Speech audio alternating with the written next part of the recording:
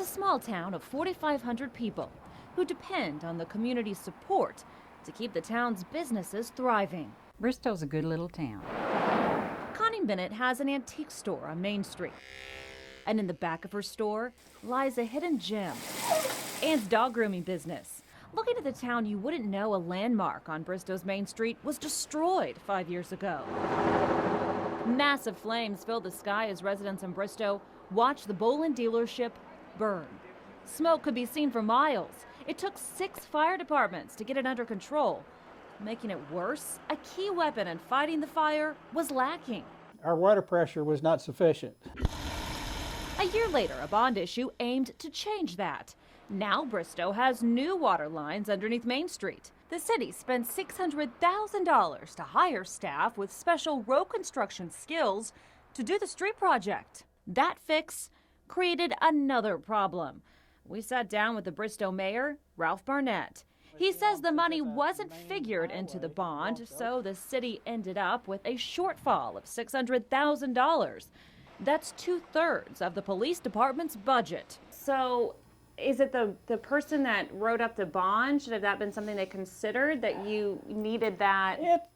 I wasn't part of it, and if I said anything at all about it, it'd be pointing fingers. The 2 News investigators obtained the financial reports for Bristow, and it does show a shortfall of $327,000 just in 2012 to cover personnel costs.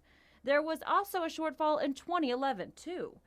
Barnett says regardless of who's at fault for budgeting the bond, the shortfall has to be addressed. He, along with the city council, said they had no choice but to increase the water and sewer bill. That increase affects Ann, the groomer, and Connie, who owns the building that houses the 2 businesses. Everyone's bill, both residents and businesses, will go up by 40%. Any increases, especially the large one that we've had last month, is a burden on all business people and the elderly and the fixed income people. Connie is especially concerned about the grooming business. It does use considerable water, and with the rates going up, it hurts her. She's going to have to raise her prices to compensate. It's big, and I understand there are some people in town that really hurts. I do understand that. It's tough to make those kind of decisions. I don't like tax increases, period, and that's kind of what this is right here. Again, the mayor says he didn't have a choice, but wishes he caught the problem sooner so that the increase wouldn't be so big now. And I didn't recognize it quick enough in my beginning of my administration that I really needed a new revenue stream.